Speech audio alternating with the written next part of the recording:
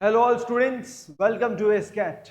Class, my name is Arpit Soni, your DLR mentor. Class, welcome to the series of 100 most expected DLR sets. और आज का set हमारा होने वाला है सेट नंबर 50. आज अपन हाफ सेंचुरी कंप्लीट कर चुके हैं students and this is a good target. This is a good target but not a great target, क्योंकि ग्रेट टारगेट तो सर डेफिनेटली 100 सेट्स का ही होने वाला है, जो कि पूरी कोशिश है इसको पूरा करने की. आपकी साइड से थोड़े से एफर्ट्स, मतलब वीडियोस को लेकर थोड़ा सा अगर रेस्पॉन्स अच्छा रहेगा तो डेफिनेटली अपन इस टारगेट को भी हिट करेंगे ही करेंगे. और आज अपन ने 50 तो हिट ही कर दिया है. सर टाइम कम, बहुत कम बचा है सर, कैसे कवर होने वाले अगले 50 सेट्स? सर दिन के 2 सेट्स करेंगे, और क्या हो सकता है? तुम खुद ही जानते हो, प्रैक्टिकल बात तो यही है कि सर अभी एक सेट्स हो रहे हैं तो दिन के 2 सेट्स करने पड़ेंगे, तभी जाके सर ये बीच में 1 महीने के अंदर अंदर 50 सेट और कंप्लीट होंगे. ठीक है, लेकिन मैं इतना कह सकता हूं कि अराउंड 20 नवंबर तक शायद अपन चांसेस है कि सब कुछ खत्म कर चुके हो. चांसेस है, बाकी भगवान देखते हैं अपन के साथ कैसी परीक्षा लेते हैं अपनी. ठीक है, तो आज का सेट नंबर 50 होने वाला है. सेट नंबर 50 सर किस पर बेस्ड है? I don't know, I also don't remember कि ये सेट कौन सा होने वाला है, क्योंकि एक्चुअली इतने सारे सेट्स दिन भर में सॉल्व करते रहते हैं कि मैं खुद भूल चुका हूं कि 50 वाला सेट कौन सा है. तो देखेंगे खुद ही अपन की कौन सा सेट है. ऑल्दो मैंने इसको सॉल्व किया है पहले कई बार, तो देख लेंगे अभी अच्छे से कौन सा सेट है. खास बात ये है कि अब हमारे पास अराउंड 30 to 40 डेज ही बचे हैं बच्चों. अराउंड 30 to 40 डेज ही बचे हैं. इन डेज को सही से यूटिलाइज करो. I am not saying that in 30-40 दिनों में कुछ तुम ऐसा पढ़ लोगे जिससे तुम अलग लेवल की तुम्हें ग्रोथ मिलेगी, नहीं. इन लास्ट 30 to 40 डेज तुम्हें रुकना नहीं है बस. मैं तुम्हें ये नहीं कह रहा हूं कि इसमें क्या करोगे तो तुम क्या बन जाओगे, मैं कह रहा हूं कि तुम जो कर रहे हो उसको करते रहो. कंसिस्टेंसी बनाए रखो, अपने उस फ्लो स्टेट को बनाए रखो, क्योंकि ये फ्लो स्टेट टूटेगी तो तुम्हारा परफॉर्मेंस गिरेगी. इस बात को समझो. अभी जो लास्ट के 30-40 दिन है, आराम से एंथुजियाज्म, एनर्जी के साथ स्पेंड करो अच्छे से कि नहीं यार सर 30-40 दिन भयंकर पढ़ाई करने वाला हूं मैं. ऐसी पढ़ाई कि नहीं सर अब तो भयंकर हो ही जाए तबाही कैट एग्जाम के. ठीक है, तो तैयारी भयंकर लेवल की करनी. दूसरी बात, तैयारी को भयंकर करने के लिए अगर आपको चाहिए मॉक्स, मैं ये नहीं कह रहा हूं कि हमारा ही मॉक्स लो, लेकिन अगर आपको चाहिए मॉक्स तो वी आर वन ऑफ दोस्त जिसके आप मॉक्स ले सकते हो. सिंपल सी बात है, वी आर वन ऑफ दोस्त जिसके आप मॉक्स ले सकते हो. हमारे पास 10 CAT level mock test series है, क्योंकि अराउंड सिर्फ 249 रुपीज की है. 25 रुपए का एक मॉक पढ़ने वाला है आपको, तो 25 का एक ले लूँ तो नहीं नहीं नहीं, लेने तो आपको 10 ही पड़ेंगे. एक एक तो हम नहीं बांट सकते, लेकिन उनका शेड्यूल भी आप लोगों के सामने लिखा हुआ है. जिनकी डेट जा चुकी वो अभी भी लाइव है, और जिनकी डेट अब आएगी वो लाइव हो जाएगी. ठीक है, आपकी चॉइस है. Just putting a proposal in front of you from Escat team.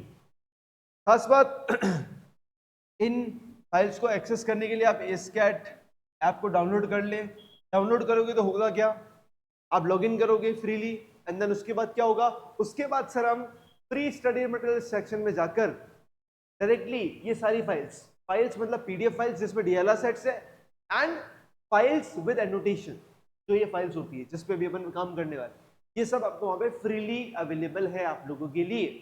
ठीक है, तो मिलते हैं वहां पर भी. बात करते हैं आज के सेट के बारे में. ये पहले 3 क्वेश्चन है आज के सेट को लेकर. ये पहले 3 क्वेश्चन है आज के सेट को लेकर, और ये है नेक्स्ट 3 क्वेश्चंस आज के सेट को लेकर. वो पहले 3, ये अगले 3, और बात करेंगे अब सर हम किसकी, हमारे सेट की. ये रहा हमारे सामने हमारा सेट. स्क्रीनशॉट ले लो फटाफट से इस पर्टिकुलर पेज का, स्क्रीनशॉट ले लो. एंड ये इसका है सेकंड हाफ. ये टेबल आपको गिवन थी, ये टेबल आपको गिवन थी पहले से ही, ऐसी बात है. ठीक है, तो स्क्रीनशॉट ले लो, अच्छे से ट्राई कर लो अपनी साइड से. 6 के 6 क्वेश्चंस को ट्राई कर लो और पता लगाओ कि कितने मार्क्स आ रहे हैं, 18 में से कितने नंबर आ रहे हैं और कितना टाइम लग रहा है, सब कुछ जानना है मुझे आप लोगों को. ठीक है, अब देखते हैं. ये सेट जहां तक मुझे याद आ चुका है, ये रेटिंग पर बेस्ड एक सेट है. अपन ने लास्ट सेट भी रेटिंग पर बेस्ड ही सेट किया था. तो सर क्या सर अपन रेटिंग वाले सेट ज्यादा क्यों कर रहे हैं? क्योंकि वो वाला जो रेटिंग वाला सेट था, सेट नंबर 49 और सेट नंबर 50 जो भी अपन करने वाले, दोनों बेस्ड है रेटिंग पर. रेटिंग बेस्ड केसलेट है ये डेफिनेटली, लेकिन दोनों में कंसेप्ट डिफरेंट है. दोनों की कंडीशन डिफरेंट है, दोनों में थोड़ी सी यूनिकनेस, ठीक है। तो अच्छे से देखते हैं कि क्या होने वाला है। ठीक है सर, बताएं सर आप क्या लिखा हुआ है। In a singles yogasana competition the top 4 finalist Anuj, Rajan, Sunny and Vipul are judged on 4 different parameters: presentation, sequence, time duration, difficulty level by a panel of 3 judges: Krishna, Mahesh and Ram. इतना क्लियर होता है sir. 4 finalist है, अनुज, राजन, सनी, विपुल। 4 parameters है, presentation, sequence, TD and DL. And sir 3 जजेस है, Krishna, Mahesh and Ram. Krishna, Mahesh and Ram हमारे पास 3 कौन है, जजेस है सर। ठीक है सर, इतनी बात मुझे क्लियर हो रही है कि सर कुछ ना कुछ रेटिंग वाला बेस्ड है। the 3 judges use some sort of coding to rate the performance of 4 finalists on 4 parameters. Following is the additional information about it. कुछ इंफॉर्मेशन मुझे गिवन है सर। ठीक है सर, रेटिंग पर बेस्ड में हर बार कहता हूं, अगर आपको कोई सी भी कंडीशन समझ में नहीं आती है ना, तो आप उस सेट को सॉल्व नहीं करेंगे, क्योंकि कैट का डीएलआर सेक्शन कोई हलवा नहीं है, ये एक 56 भोग है, बहुत मेहनत लगती है, या बहुत सारी वेराइटीज आती है, समझना। ठीक है, तो कोई भी कंडीशन अगर आपको समझ में नहीं आ रही है, it means this set is not for you, this set is not for you. अच्छे से समझ लेना। ठीक है, आ जाओ। Krishna uses 4 letters A, B, C, D to rate the performance of each of the 4 finalist. Krishna क्या यूज करता है, A, B, C, D। मैं इसको लिख लेता हूं सर कहीं पे। Sir Krishna is going to use A, B, C, D, A, B, C, D as a rating. ठीक है, for each of the 4 in each parameter, हर एक पैरामीटर के अंदर he gave a different letter to rate the performance of each finalist। क्या बोला sir, इस table को अच्छे से देखते हैं। यहां क्या होने वाला है सर, कृष्ण है, महेश है, राम है। कृष्ण की बात करते हैं सर, पैरामीटर्स 1, 2, 3, 4, और ये 4 फाइनलिस्ट, उनको ये रेटिंग देने वाला है। लेकिन अगर मैं किसी भी पैरामीटर की बात करूं, उस पैरामीटर में किसी को भी सेम रेटिंग नहीं देगा। माई चांस, जैसे अगर राजन को इसने ए दी है एस के अंदर और इसको डी दी है, तो ए और डी इस कॉलम में नहीं आएंगे, अब बी और सी ही बचे हुए, वो ही आएंगे। मतलब कॉलम वाइज कृष्ण के लिए कोई भी चीज रिपीट नहीं होगी sir. And for each finalist he gave a different letter to rate the performance in each parameter. हर एक पैरामीटर के अंदर हर एक फाइनलिस्ट के लिए भी उसने डिफरेंट दिया है। मतलब हर एक फाइनलिस्ट जो है ना, जो अनुज है, इसका भी हर एक पैरामीटर में डिफरेंट है। अनुज का भी हर एक पैरामीटर में डिफरेंट है। जैसे राजन को अगर ए मिल चुका है इसके अंदर, तो इसको ए नहीं मिलेगा कहीं भी, इसको ए और कहीं पर भी नहीं मिलेगा। हर एक फाइनलिस्ट के लिए डिफरेंट, हर एक पैरामीटर में इसने डिफरेंट डिफरेंट रेटिंग दी है। The same is also true for Mahesh, except that he uses 4 different letters E, F, G, H। Same rules, same rules मतलब कॉलम और रोज में कोई भी लेटर रिपीट नहीं होगा, लेकिन ये वाली कंडीशन तो ट्रू है ही। लेकिन पॉइंट बस ये है कि ये एबीसीडी काम में लेता है, ये EFGH काम में लेता है। इसका मतलब महेश की कोडिंग कौन सी होने वाली है, EFGH। और देख सकते हैं कि महेश के अंदर कुछ EGH ऐसा कुछ लिखा गया है सर, ऐसा कुछ लिखा गया है। पॉइंट क्लियर हो रहा है आप लोगों को? ठीक है सर, ये बात किसकी हुई, कृष्ण की एंड महेश की। अब शायद यहां पे बात कर सकते हैं अपन राम की, जो अपना लास्ट पर्सन है, लास्ट जज है। For rating the performance of 4 finalist, इनको रेट करने के लिए in each of the 4 parameters, Ram uses the letter whose position in the alphabetical series is equidistant from the positions of letters used by Krishna and Mahesh to that finalist in that parameter। ओहो sir, क्या point लिखा गया है यहां, थोड़ा मजा आने वाला है। क्या कह रहा हूं मैं, राम यूजेस द लेटर, वो लेटर कौन सा यूज करेगा, whose position in the alphabetical series is equidistant from the positions of letters used by Krishna and Mahesh to that finalist in that parameter। मतलब जो राम ने नहीं, जो कृष्ण ने किसी एक पर्टिकुलर पैरामीटर में किसी को अगर कुछ भी रेटिंग दी है, तो एक लेटर दिया होगा, और सिमिलरली उसी पैरामीटर में उसी फाइनलिस्ट को महेश ने भी कुछ रेटिंग दी होगी। वो जो दोनों लेटर है उनसे जो इक्वी डिस्टेंट है लेटर, मतलब जो उनके एग्जैक्टली मिडिल में आ रहा है, जो उनके एग्जैक्टली मिडिल में आ रहा है, वो रेटिंग कौन देने वाला है? राम देने वाला है। किसको? उसी फाइनलिस्ट को, उसी पैरामीटर के अंदर। ये बात है, एग्जाम्पल भी सामने दिया है।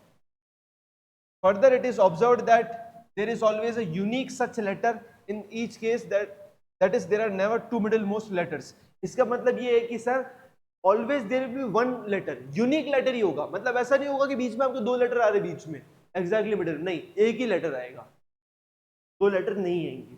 For example, if Krishna give A to A in some parameter to some finalist, अगर कृष्ण ने ए दिया है तो कृष्ण ने क्या दिया है? ए दिया है।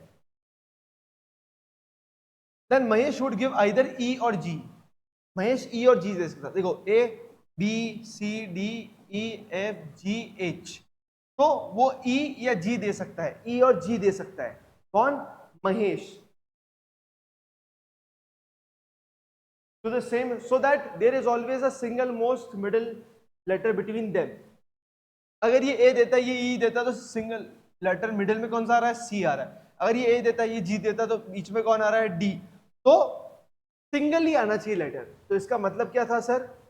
For example, between A and E C is middle most, and between A and G D is the middle most. तो क्या मैं राम की रेटिंग समझ में आई?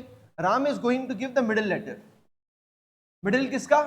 Middle of Krishna and Mahesh. इनका जो मिडिल आएगा, इनका जो मिडिल आएगा, कृष्ण और महेश का जो मिडिल है, वो देने वाला है क्या? राम। उसी पैरामीटर में, उसी के अंदर। लेकिन खास बात है, राम को लेकर ये नहीं कहा है कि सर इसके रिपीट होंगे या नहीं होंगे। तो इसके रिपीट हो भी सकते हैं, नहीं भी हो सकते हैं, मुझे क्या फर्क पड़ता है। तो महेश और कृष्ण के अंदर तो कॉलम और रोज रिपीट नहीं होगी। रिपीट का मतलब वो लेटर रिपीट नहीं होगा, लेकिन राम के लिए हो भी सकता है, नहीं भी हो सकता है। तो सर मुझे इस सेट को सॉल्व करना, ये टेबल मेरे पास है, कुछ क्वेश्चंस में नजर घुमा ली जाए ताकि आइडिया लग जाए कि क्वेश्चन में है क्या। For which finalist Krishna use letter C to rate performance? For which finalist Ram use ई?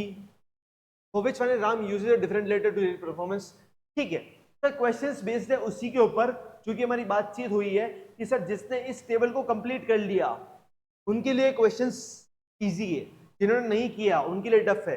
ठीक है, इस पार्ट पर अपन इस टेबल को कंप्लीट करते हैं, लेकिन टेबल को कंप्लीट करने से पहले मैं आपको कुछ समझाना चाहता हूं। मुझे एक बात बताओ, इसका और इसका जो मिडिल आएगा वो यहाँ आएगा, इसका और इसका जो आएगा वो मिडिल यहाँ आएगा। मेरे पास लेटर कौन कौन से? A B C D. ये कौन काम में ले सकता है? कृष्ण काम में ले सकता है। और ई एफ जी एच ये महेश काम में ले सकता है। अगर कृष्ण ने ए दिया है तो एक किसके साथ पेयर बना सकता है? एक तो ई के साथ बना सकता है और एक जी के साथ बना सकता है। समझ पा रहे हो क्या? ए या फिर ई के साथ या जी के साथ। ई के साथ बना रहा है तो सेंटर में कौन आ रहा है? सी आ रहा है। और जी के साथ बना रहा है तो कौन आ रहा है? सेंटर में डी आ रहा है। क्या ए एफ के साथ बना सकता है? नहीं सर, मिडिल में दो आएंगे, विच इज नॉट पॉसिबल। तो पहले मैं क्या कर रहा हूं, पहले वो सारे पेयर्स अपने दिमाग में यहां लिख लेता हूं ताकि मेरे लिए इस क्वेश्चन को सॉल्व करना इजी हो जाए। पॉइंट क्लियर है? यस सर, यहां तक पॉइंट क्लियर है। सर आगे की बात करें, क्या कर सकते हैं? अगर मैं बी लेता हूं फर्स्ट लेटर, तो बी को किसके साथ पेयर कर सकता हूं मैं? एफ के साथ। और बी को पेयर कर सकता हूं या तो फिर एच के साथ। एफ के साथ करूंगा तो डी आएगा और बाकी ई आएगा। क्या एफ के और कोई पेयर बन सकते हैं? नहीं बन सकते सर। अब सी की बात करते हैं। अगर सी आया तो सी को आप पेयर कर सकते हो ई के साथ और जी के साथ। तो यहाँ पे या तो फिर आ जाएगा डी या तो फिर आ जाएगा ई। पॉइंट क्लियर हुआ? ये पॉइंट क्लियर होना चाहिए। एंड लास्ट डी का, अगर आप डी एज अ कृष्णा की रेटिंग लेते हो तो यहाँ पे या तो फिर एफ आएगा या एच आएगा। एफ आएगा तो ई हो जाएगा, एच आएगा तो एफ हो जाएगा। E F H. क्या ये पॉइंट क्लियर है अपन लोगों को? अगर ये क्लियर है तो आगे की टेबल सॉल्व करना इतनी बड़ी बात नहीं है, तो अपन सॉल्व कर सकते हैं। इस तरह के सेट्स जो होते हैं वो डुएबल होते हैं एग्जाम में। हाँ बस ये है कि जिसको क्लिक करेगा वो थोड़ा सा फास्ट सॉल्व कर पाएगा, जिसको क्लिक नहीं करेगा वो शायद थोड़ा सा चूक जाएगा। ठीक है, चलो बात करते हैं सर थोड़ी सी। इधर देखो, पहले मैं यहाँ पे थोड़ी सी डार्क लाइंस यूज करता हूँ। रुको, है ना, रुको, मुझे कुछ यूज करने दो डिफरेंट लाइंस। मेरे को कुछ लाइन बनाने दो एक बार। एक लाइन ड्रॉ करनी है मुझे ताकि मैं डिफरेंशिएट कर सकूं पॉइंट क्या है। ठीक है,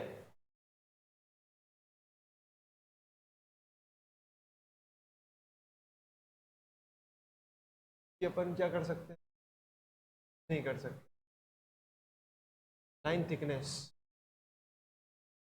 हाँ ये ठीक है, दिस इज गुड,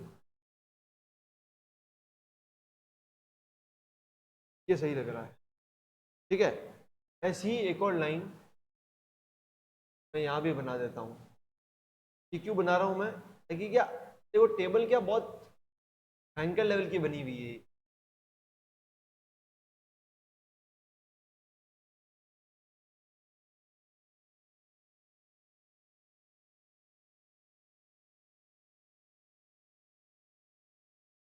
और चलो आयो, ये इसलिए बनाई ताकि आपके लिए इजी रहे कि सर तीनों सेक्शन से आप आराम से देख पाओ। ठीक है, बाकी बहुत मिक्स हो जाएगी।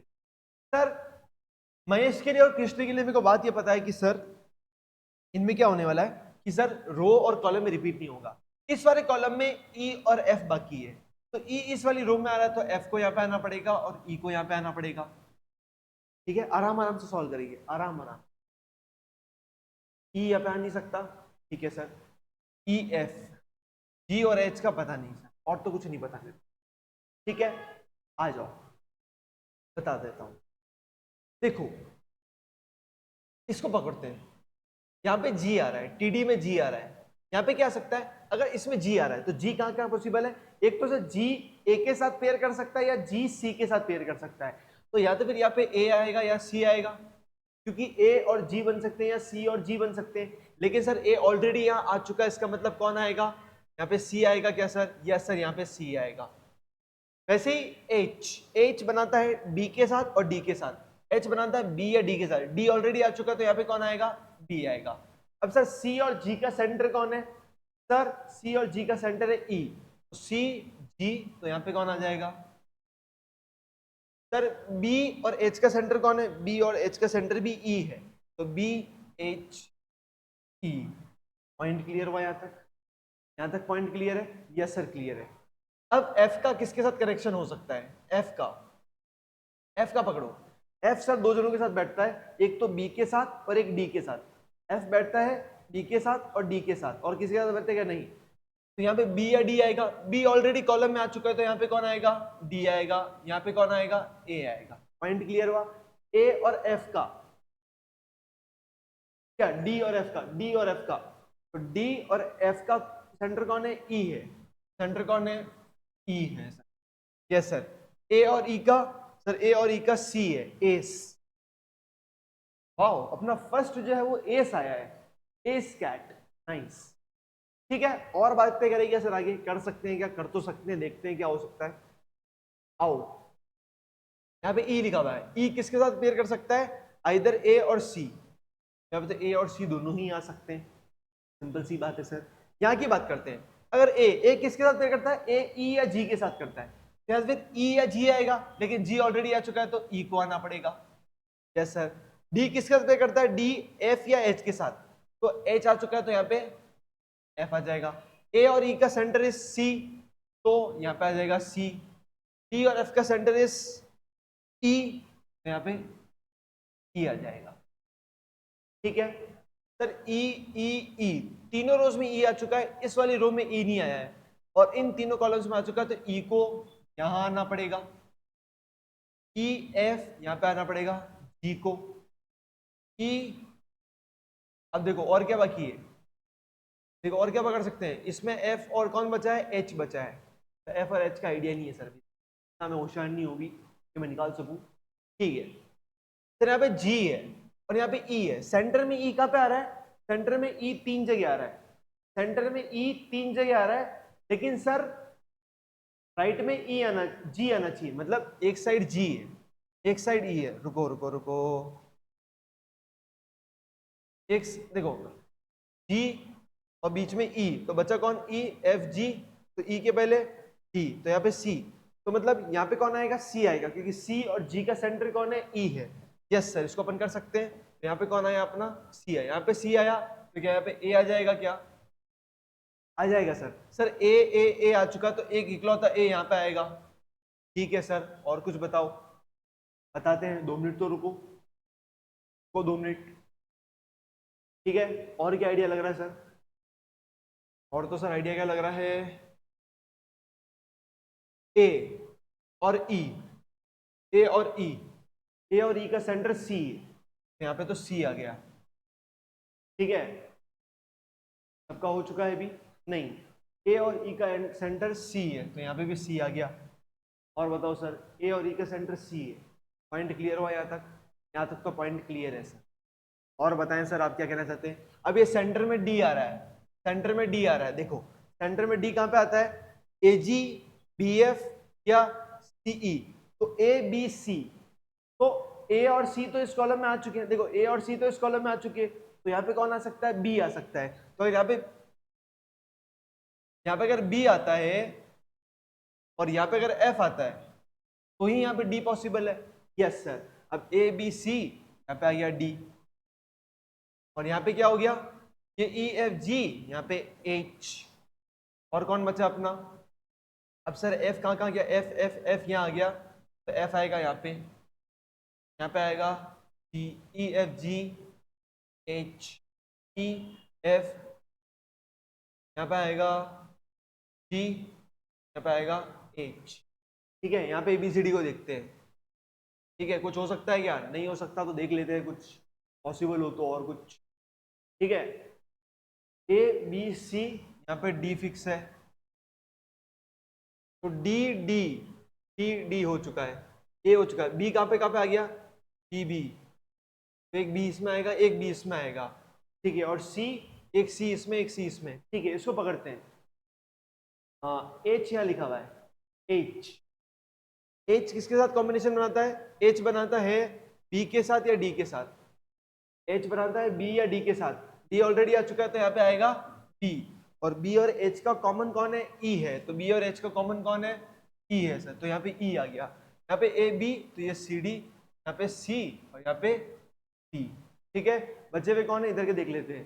बी और एच का, बी और एच का कॉमन है एफ, यहाँ पे आएगा एफ। सी और जी का कॉमन कौन है? तो सी और जी का कॉमन ई है सर। बात आ रही है ना समझ में? यस। पी और एफ, पी एफ का common is D, yes sir. C और जी का कॉमन, सी जी का कॉमन ई होने वाला है, और डी और एच का कॉमन क्या होने वाला है? डी और एच का कॉमन एफ होने वाला है। और ये मेरे सामने पूरी टेबल तैयार है, आता ही समझ में? अब देखो, इसको लिखने से फायदा ये होता है कि सर मुझे बार बार सोचना नहीं पड़ता कि क्या बीच में आएगा। अभी जैसे मेरी भी अल्फाबेट्स पे कमांड है, लेकिन मैं रिस्क नहीं लेता हूं। क्यों नहीं लेता हूं? क्योंकि सर जब मैं सामने लिखकर देख सकता हूं इतनी सी पॉसिबिलिटीज, तो यहां से देख देखने में क्या प्रॉब्लम है? सिंपल सी बात है, क्यों करना है फालतू का hard work when we know we can do smart work, ठीक है। चलो बात करें क्वेश्चंस की। यस सर कर सकते हैं। फॉर विच फाइनलिस्ट कृष्णा, सी और time duration? Krishna, time duration और सी, राजन को मिला है sir.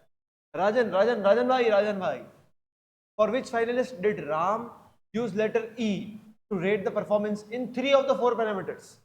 E 3 of the 4 parameters है राम, तो देखा जाए राम कहां पर है? राम ये रहा सर। इसने 3E इसको भी दिए हैं, 3E इसको भी दिए हैं, मतलब दो ऐसे खिलाड़ी हैं, एक अनुज है और एक सनी है, एक अनुज है और एक सनी है, तो अनुज और Sunny, option 3। For which finalist did Ram use the different letter to rate the performance in each of the 4 parameters? चारों में डिफरेंट आना चाहिए राम के, तो C D E F, C D E F, तो दो है ऐसे, एक राजन है एक विपुल है, जिनको डिफरेंट डिफरेंट मिले हैं, राजन और Vipul, option D. In which parameter did Mahesh use letter F for Vipul?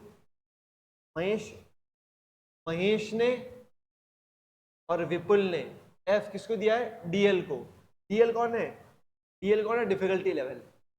Which of the following statement is correct about the ratings given to Vipul in time duration parameter by जजेस कृष्ण, महेश एंड राम? अच्छा, विपुल time duration, देखो विपुल को पकड़ो, time duration यहाँ पे मिला है ए, यहाँ ई, यहाँ C, A E C, A E C, A E C, yes. Which of the following statement is false? कौन सा फॉल्स है? नीचे से स्टार्ट करेंगे अपन। The rating given by Ram to Vipul in time duration is C. Ram Vipul time duration, Ram Vipul time duration C. हाँ ये वाली बात तो सही है सर, ये वाली बात तो सही है, तो अपन को फॉल्स निकालना है। The rating given by Mahesh to Sunny in difficulty level is F. Mahesh Sunny difficulty level, Mahesh Sunny difficulty level E आ रहा है सर यहाँ पे, तो आप कह रहे हो कि एफ आ रहा है, so this is my answer, option C is my answer, जिसमें क्या लिखा हुआ है, this is a false statement. बात क्लियर हुई आप लोगों को? ठीक है, तो ये था हमारे आज का सेट नंबर 50। सून अपन इस टारगेट को बहुत अच्छे लेवल पे लेके जाएंगे। ठीक है, आई होप आपको क्लैरिटी मिली होगी कि सर इस तरह के सेट्स, मैंने कहा था ना आज का रेटिंग का सेट थोड़ा सा डिफरेंट है क्योंकि कंडीशंस अच्छी है, एक नया वैरायटी मिलता है हम लोगों को। ठीक है, तो मिलते हैं नेक्स्ट लेक्चर में, उससे पहले thank you for watching this lecture. I want to know your score in the comment section, और कोई डाउट हो और कोई फीडबैक हो, अपने थॉट्स हो, अपना पर्सपेक्टिव हो, कमेंट सेक्शन में शेयर करो और अपने दोस्तों तक इन वीडियोस को पहुंचाओ, क्योंकि अगर मुझे मोटिवेशन, तो क्या बोलूं, देखो मोटिवेशन की जरूरत पड़ती नहीं है काम करने के लिए, लेकिन I feel good when it reaches to masses. जब प्रेपरेशन कर रहे हैं उन तक पहुंचती है ये वीडियोस तो मुझे अच्छा लगता है।